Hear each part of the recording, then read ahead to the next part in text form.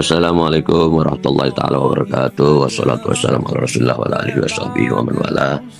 Sampai jumpa lagi di channel Habib Salim 2919. Para ikhwani akhwati dimanapun Anda berada, sedikit saya akan menyampaikan, yaitu daripada sikap tawadhu ya, kepada Allah Subhanahu wa taala, yang mana di antara min adabil ulama termasuk adab seorang alim, yaitu hendaknya mempunyai sikap tawadhu kepada Allah ya, baik fi sirri wa alaniyah, baik dalam keadaan sendiri maupun di tengah banyak orang. Ayyub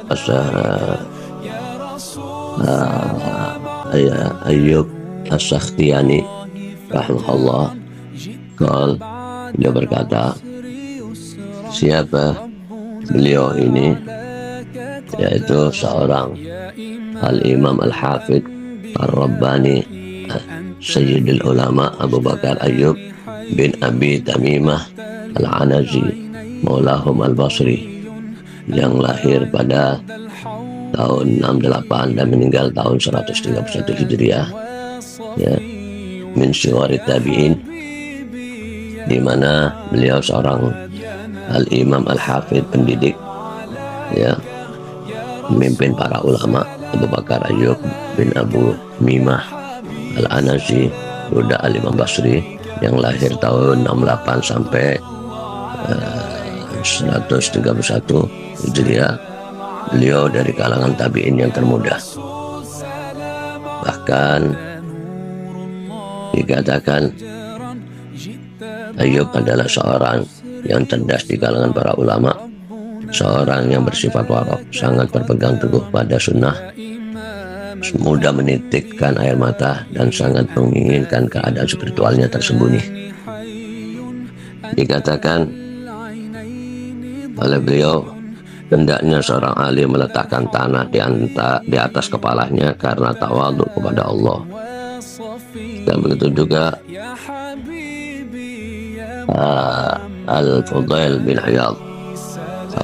Iyad, yaitu seorang Al-Imam Al-Qudwa Ar-Rabbani Syekhul Islam Abu Ali Al-Fudail bin Iyad At-Tamimi Al-Khawasani Syekhul Haram Makki ya. Dan beliau adalah seorang imam, panutan, pendidik, guru besar Islam Abu Ali Al-Fudail bin Iyad At-Tamimi Al-Kharazani, guru besar di kota suci Mekah ya, yang lahir pada tahun 105 dan meninggal 187 Hijriah. Orang yang paling bersifat warok di zamannya dan merupakan salah satu tokoh pemimpin dan ahli ibadah, seorang yang soleh ya, yang mempunyai sifat zuhud terhadap dunia yang besar. Beliau mengatakan, sesungguhnya Allah mencintai seorang alim yang rendah hati dan membenci seorang alim yang sombong. Barang siapa yang tawadhu kepada Allah, niscaya Allah akan mewariskan hikmah kepadanya. Al-Imam Nawawi mengatakan, banyak di antara ulama salaf yang mengambil manfaat dari murid-murid mereka tentang sesuatu yang tidak ada pada mereka, yang tidak mereka ketahui. Tersebut keterangan dalam hadis bahwa Rasulullah SAW membacakan lam yakunil ladina kafaru kepada Ubay bin Ka'ab, dan mengatakan, Allah memerintahkan aku untuk membacakan kepadamu ya. Hadis riwayat Syekhain Al-Bukhari 3809 dan Muslim 799 ya, serta lainnya ya, yang disampaikan oleh Anas bin Malik ya.